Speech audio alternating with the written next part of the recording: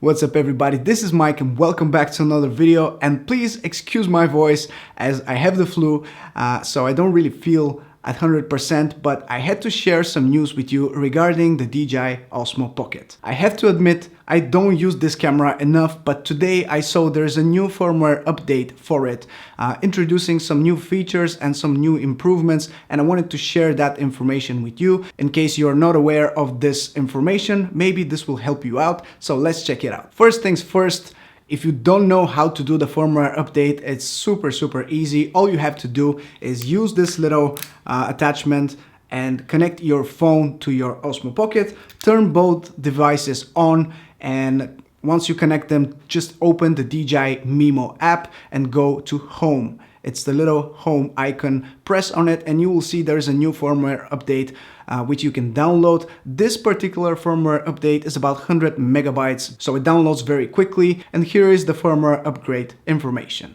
As you can see, we have a couple of new improvements. First, we have the new Hyperlapse mode. With this new Hyperlapse feature, you will be able to record straight from the Osmo Pocket, and then once you connect the Osmo to your phone, you can just edit or share straight away. Before, you were not able to do that because you had to record the whole video, import it to your post-production software, speed it up, maybe stabilize it, and then you had to transfer it back to your phone and share it there. So in order to access this new mode, of course, first you need to update to the latest firmware, and then you need to swipe to the right on your Osmo Pocket so you can access the different shooting modes. Once you do that, you need to go to time-lapse. I know it's a bit weird, but you need to go to time-lapse, swipe right, and then you'll have three different options. You have time-lapse, motion-lapse, and hyperlapse. Scroll down to hyperlapse and press on it. Once you enter that mode,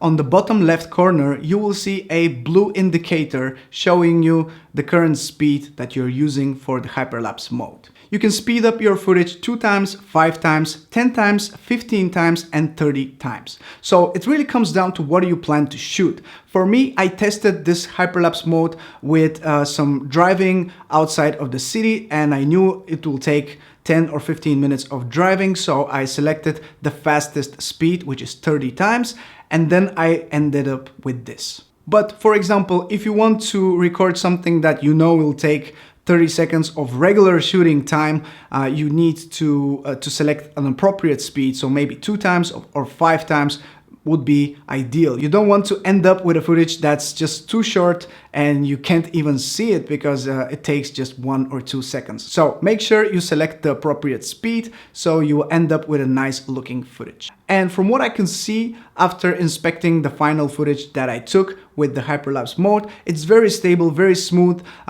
It does have a little bit of wobble depending on how you walk. If you walk normally, you will have a little bit of bouncing up and down in your final footage simply because you're walking normally. If you try to do the ninja walk and you try to be extremely smooth, you might end up with a super smooth footage that doesn't need any stabilization whatsoever. But in case you do want to stabilize it a bit more, you can apply some stabilization in your post-processing software if you really want it to be perfectly stable. If you don't, you can just share it straight away from your phone by connecting to the Dji Mimo app. Unfortunately, just like the time-lapse or the motion-lapse, anything that you record with the hyperlapse mode will be in 1080p. You can't do that in 4K, which I understand because I guess the device is not powerful enough to record that in 4K, but also keep in mind, after shooting for maybe 15 minutes with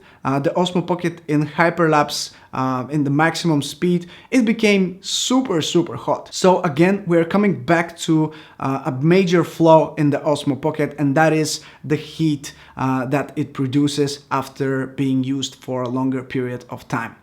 This is something that hopefully should be fixed in the Osmo Action, but for the Osmo Pocket, it is what it is. You have to live with it. So that's basically it for the hyperlapse mode. I'm quite happy that we see something new, and this gives you more opportunities to be on the move and share the footage straight away. One thing that has been improved with this firmware update is the focus pulsing or the focus speed. So hopefully with this firmware update, now the focus should be better. The Osmo Pocket had trouble focusing on your face with previous firmware updates, so now hopefully the focus should be working much better, and you shouldn't be out of focus without any reason. So the focus pulsing or the focus speed should be now improved after this new firmware update. Before, many people were angry at the focus not working properly. It was really a hit or miss, and that includes myself as well.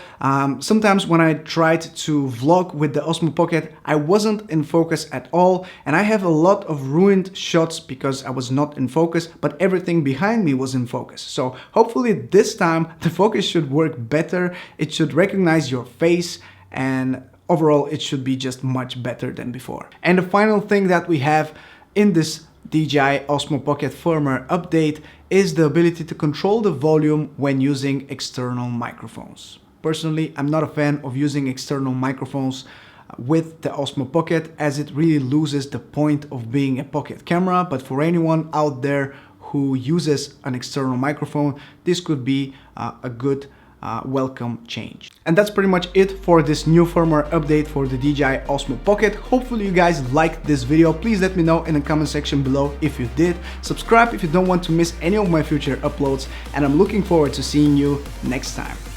Ciao!